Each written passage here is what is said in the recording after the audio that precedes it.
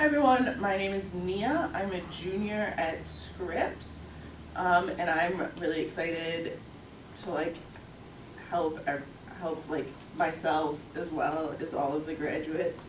I'm just getting basic business skills and basic financial literacy skills. Hello, my name is Sarah. I'm a first year at Scripps, and I look forward to spending time with all of you and us learning together everything that we have planned.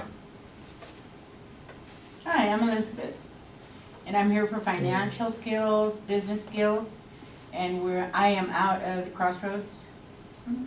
Skills to go further, maybe open a business and do what we can do to survive.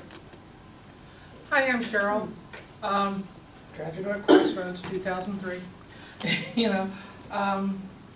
Basically, knowledge is a key to everything. The more information I have, the more wrinkles I have on my brain. And I can go in place. Keep telling people I'm old, I'm not moldy, and I don't want to have to depend on my company for a paycheck. Eventually, maybe I can find something that's mine and go on from there. And with the help of this class, who knows? My name is Karen. I'm currently unemployed, but I also have a side job as Avon. But my skills, as far as business-wise, I'm not very good. I put myself kind of out of business by buying too many what do you call them? Like demonstration items, and because I wasn't too business savvy in how to actually get the business going. And so I thought I could get some skills out of it that way, so that I can build up my clientele, and so. Hi, my name is Margot, and I'm a Crossroad graduate and Mount SAC graduate, and consider our Cal Poly bound, and business and some skills. I'm looking for some skills.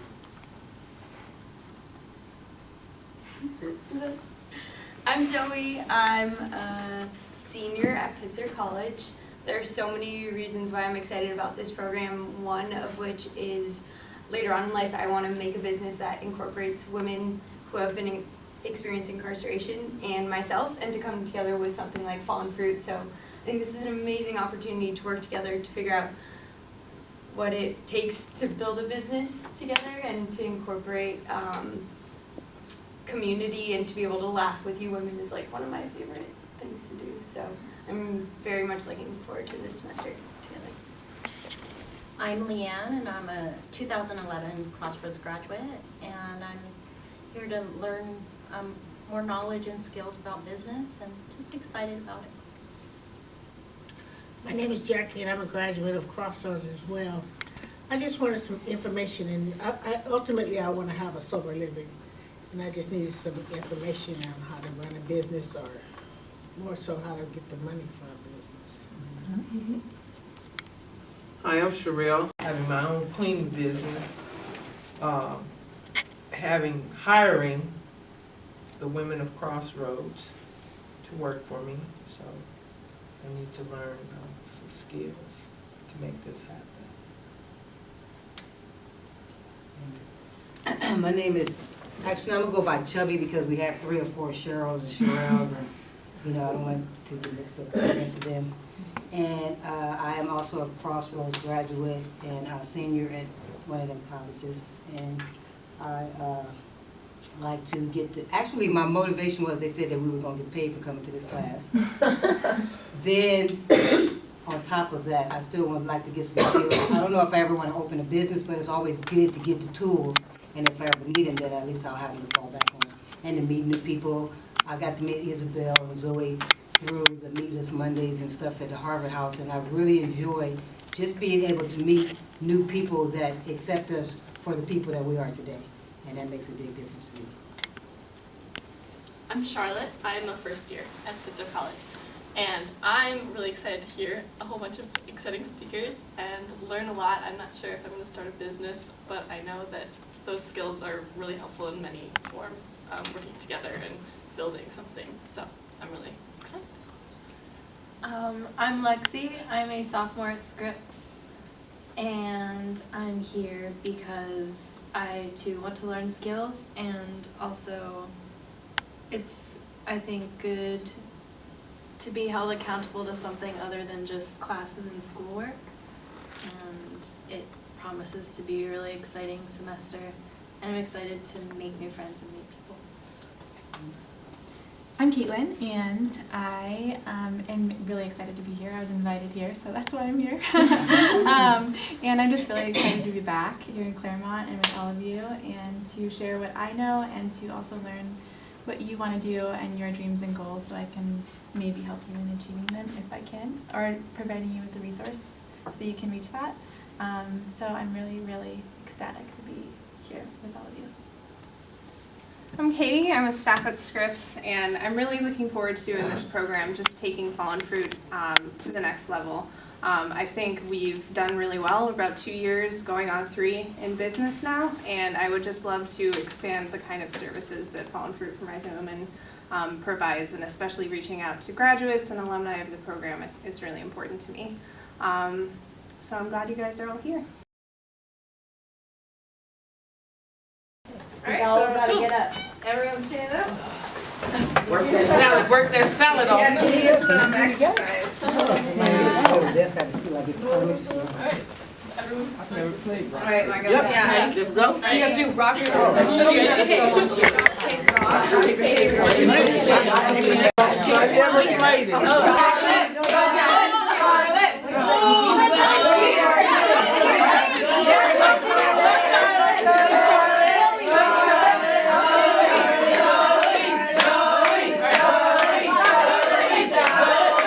Rock, paper, scissors, shoot. Right? Okay. Rock, paper, scissors, shoot.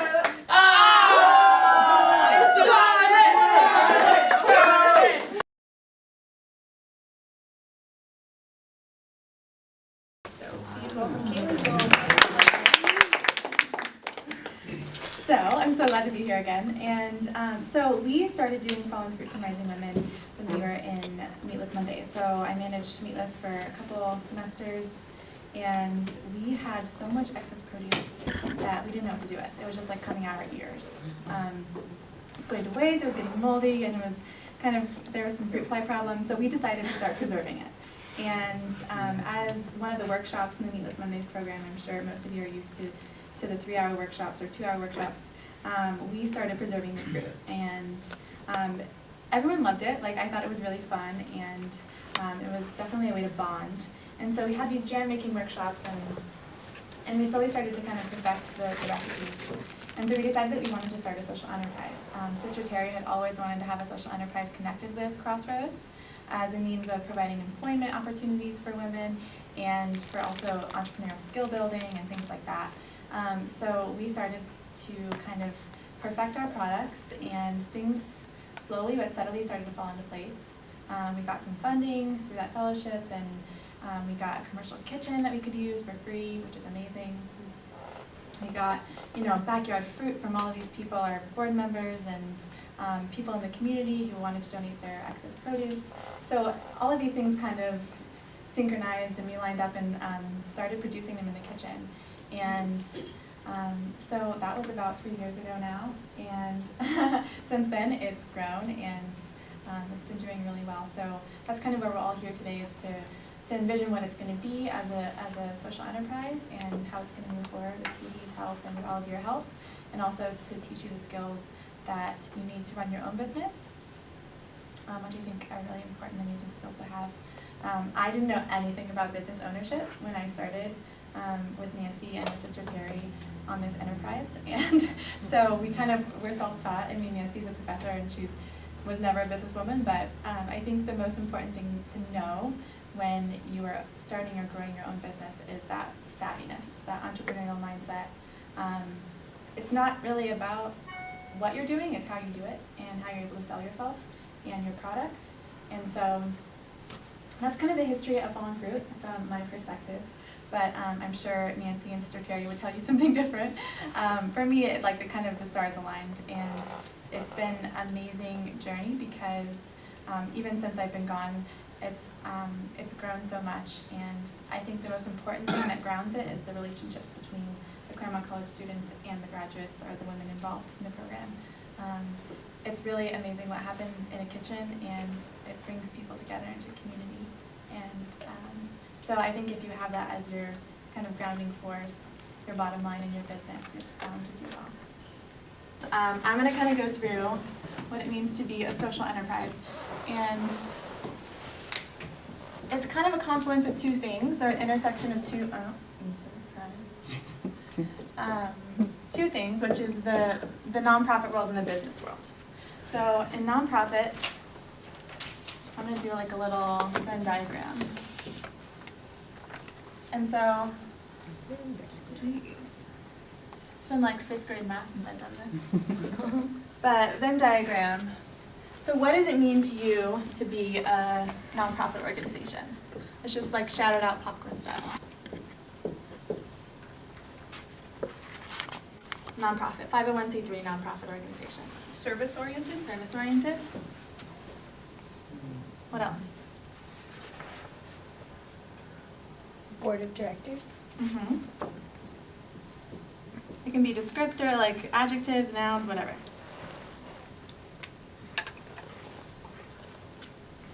So Crossroads, for example, is a nonprofit organization. That helps. There's plenty of nonprofits, and there's millions of nonprofits. Sierra Club is a big one. Oriented towards a cause. Cause-oriented? Yeah. What about networking? Networking, yeah.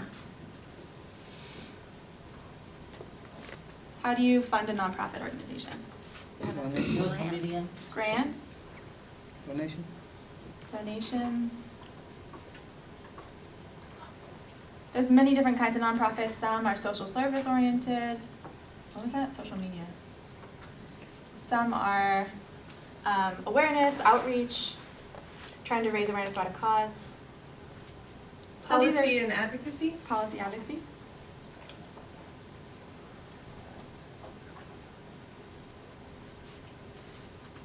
Great, this is a good start. This is perfect. So what do you think of when you think of a business? Money. Money. Investors.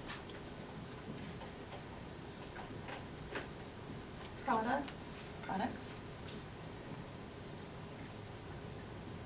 Employees. Mm-hmm. Bureaucracy. Mm-hmm. Tell me about it. So I work in a nonprofit. What else? Wouldn't licenses fall under bureaucracy as well as like permits and Licenses? stuff? Mm-hmm.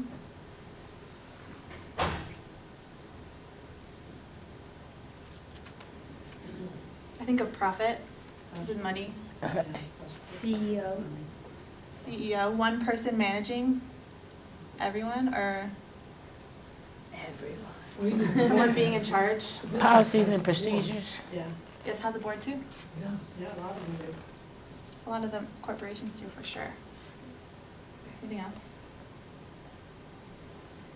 So what this is, social enterprise meets both of these things. So social enterprise is kind of the confluence of these two systems, and what's beautiful about it is that it's a really new term, and it's really hip and trendy, and there's kind of some business schools who are doing social enterprise as their own degree, so it's like really up and coming as an idea. And we've kind of, with Fallen Fruit, hit the stream with that one and just kind of took it and ran with it, and I think people like the idea of social enterprise because they're buying a product or a service, and it's for a purpose or a cause. And so the money that they spend goes back into a cause, which is why people love to buy our jam and keep buying it, because they know it's for a certain purpose. So not just any old Smuckers, so it's just going to go to a multinational corporation where one CEO is going to profit and the workers might not profit, or not everyone is involved. So what's beautiful about the social enterprise model is that it's the triple bottom line. And the triple bottom line means these 3 Ps. The RIPs, this is easy to remember, people, profit, and planet. The triple bottom line. So, first of all, it's oriented, it's built around people. So the workers, the people who are buying, selling, so consumers and producers. And So it benefits everyone. So whether it's sustainable conditions or it's positive working conditions, a living wage, things that are important for people to maintain their livelihood and positive, look on life. So kind of like being in a factory versus being in a community at a workplace. So Planet it's thought of with kind of the environment in mind. So it's sustainably produced with organic products, or it's the way it's packaged is amazing, or the way it's transported. All along the line of production and consumption, it's thought of sustainably and with the planet in mind. And the third and most important thing for any business actually is profit. So in order for you to continue and to keep operating and to pay your staff and to do it all sustainably, which is expensive, it's more expensive, that's why it's not commonly done, you have to think of profit and maximizing your profit and your revenue in order to continue and to be sustainable as a business. Not just sustainable planet-wise, but sustainable as a business. So that's kind of what I think of when I think of social enterprise. The beauty also of it is that there's now coming up, there's all these different structures for social enterprise. So I'm going to kind of do it in a meatless model because you think over here, organic, this is like anything like grass-fed, like local, sustainable, blah-de-da, like, crunchy and all of that. The vegetarian. So this is like maybe someone who's not eating meat and is trying to be sustainable, but it's not quite there yet. Not like all of that. And then there's like the meat eater. So the meat is the meat is the for-profit organization, and this is kind of the scale. The meat is the corporation. So the CEO who rules everything, the board of directors, and it's a maximum profit, and people aren't really considered, or the planet's not really considered.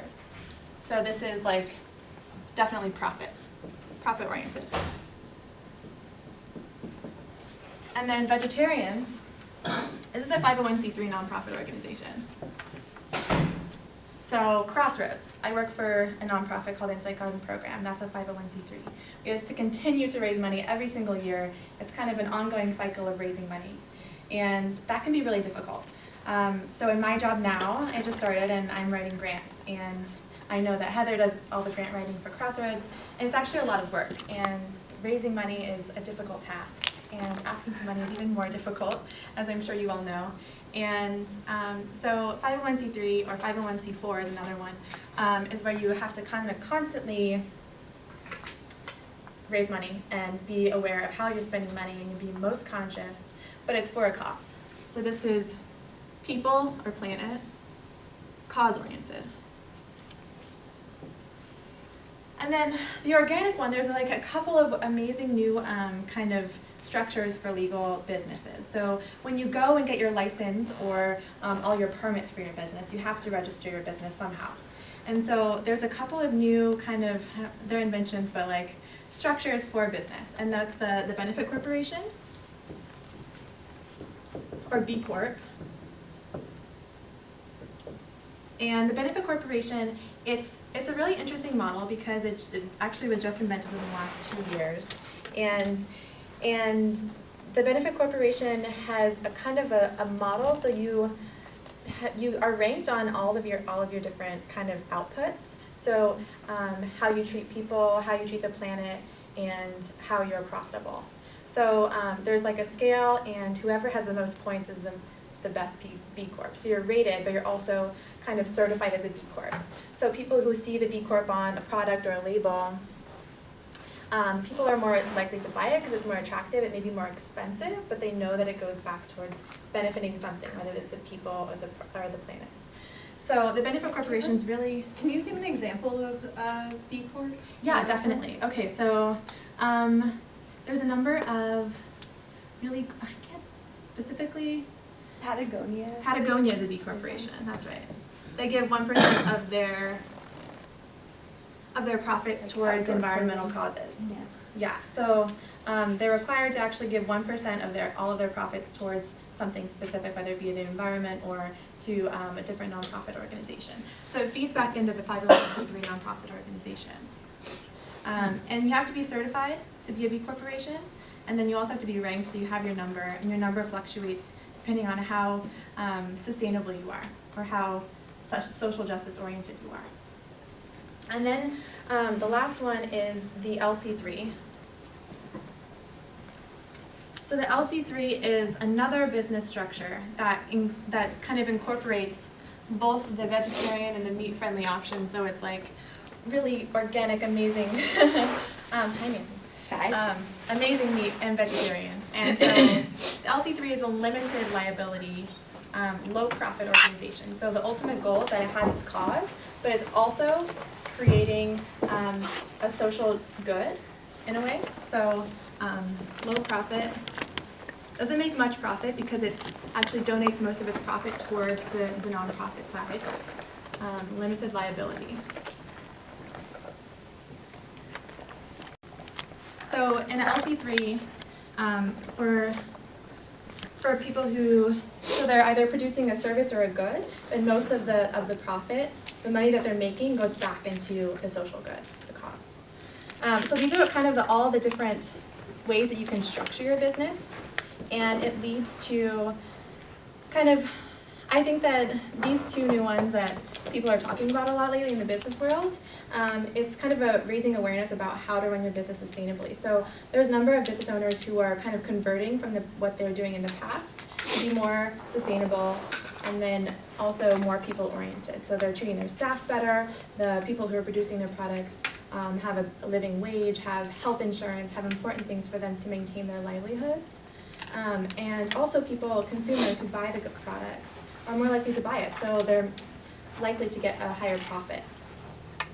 So again, that's like the most important thing when you're running a business. You want to pay yourself, and that's why you're starting a business. Otherwise, why would you do it? You know, you have to pay yourself, essentially.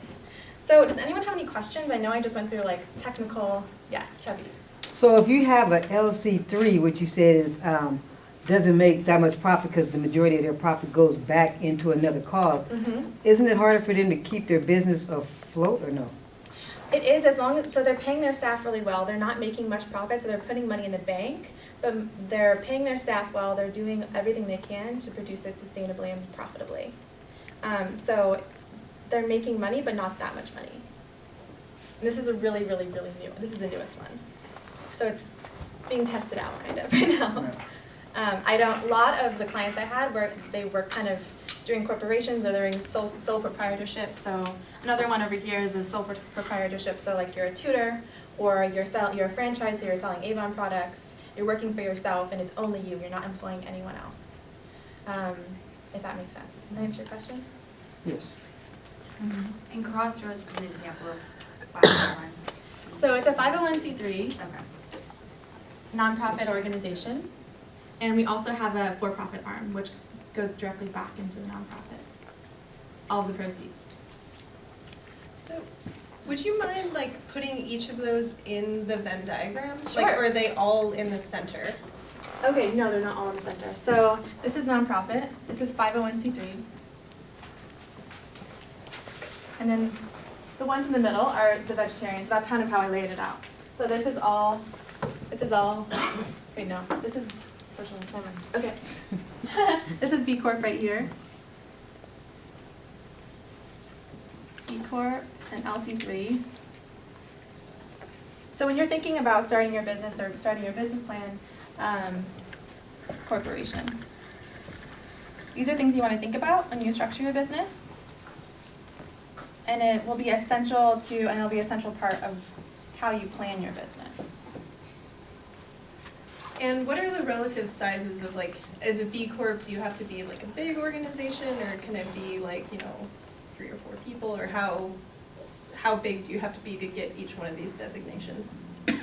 It does not matter. I mean, how many employees you have, or how many, it does not matter. So you have to be a certified B Corp, you have to start as a B Corp, and that's how you structure your business. You can also get certified as a B Corp, for example, but for a nonprofit you can have one or a half person even working at the nonprofit. A half a person? Yeah, like someone who's working half-time. Oh. Just the legs. Oh, I was probably, yeah, but I was thinking you Just the my right person arm. with the half of the sound, okay. Yeah, and then for-profit can be if you work for yourself, it's mostly like a sole proprietorship. Okay. And that's also a business, a for-profit business model, but mostly it's that or LLC, a limited liability corporation. Kelly, could you explain a little more about like investors and, at least from my understanding, where I, like with businesses, like often you have people that invest in the company and then they get money out of it, but like with a nonprofit, those investors don't see the profit come towards them, right? And then in terms of like a B Corp, where do they stand with investors? So in B Corps, there are investors and there are, venture capitalists that invest in B corporations and they do receive a profit from the revenue stream. Yes. Which is not true with a nonprofit. It's not true with a nonprofit. Okay. Nonprofit, it's only dependent on donations and for nonprofits, you don't receive a good or service when you donate to the nonprofit. So that's like under law, according to tax regulations and the IRS, which you don't want to get involved in. You won't see any backstream profit from donating to a nonprofit organization.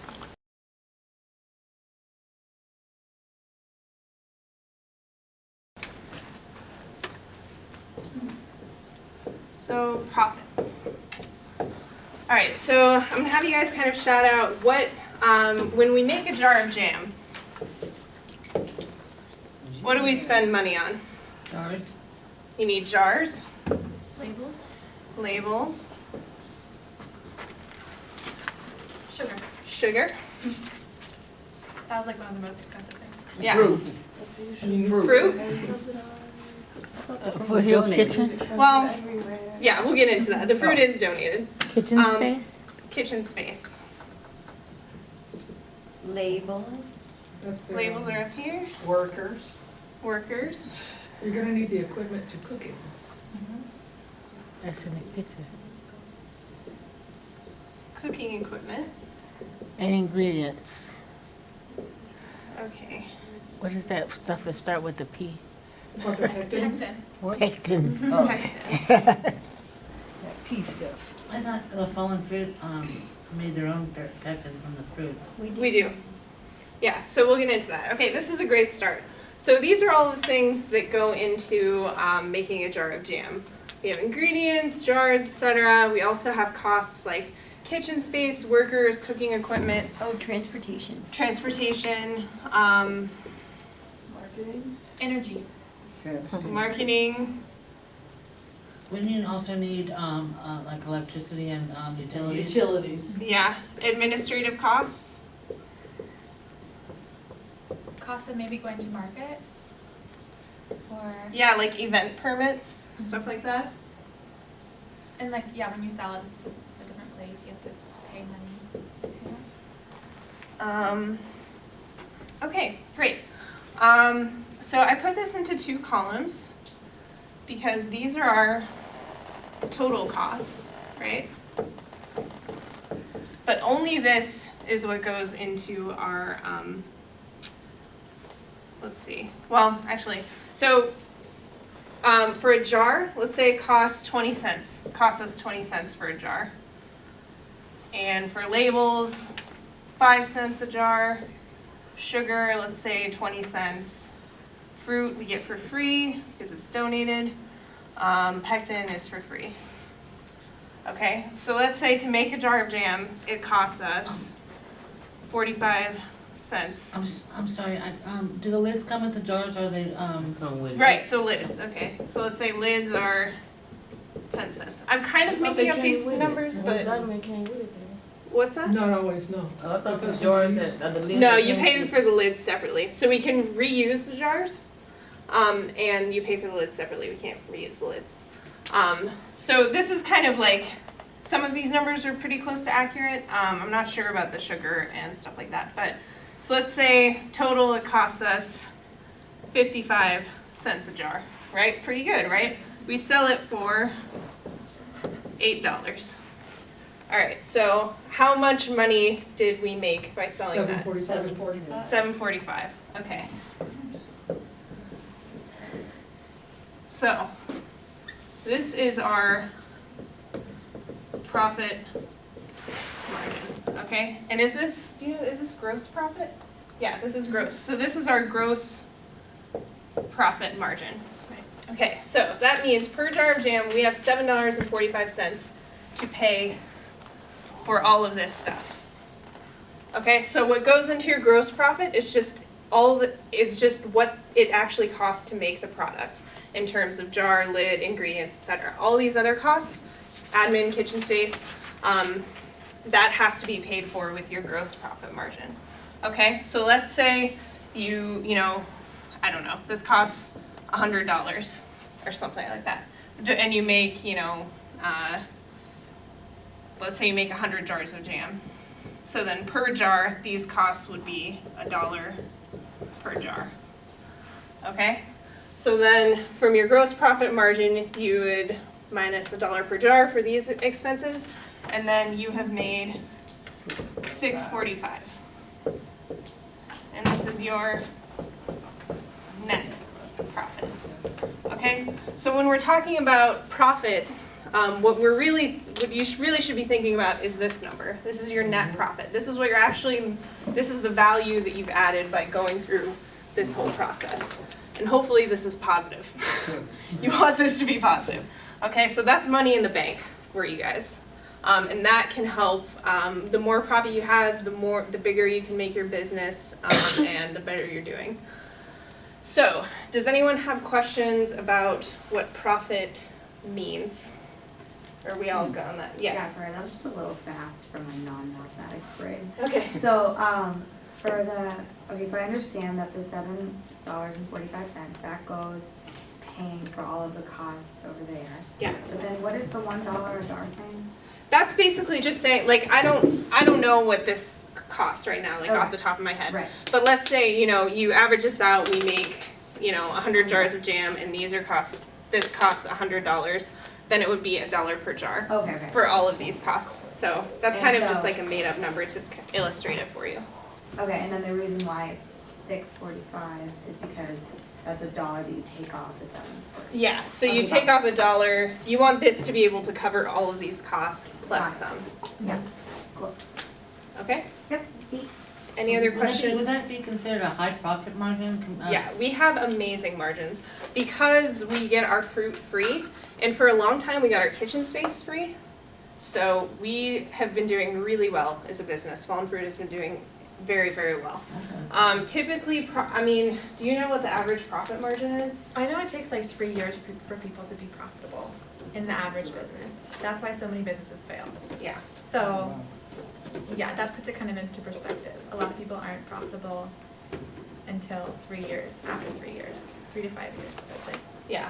So what it means to be profitable basically is that this is, at the end of the year, this is positive. Right. That all of these costs are paid for by the money that you've made.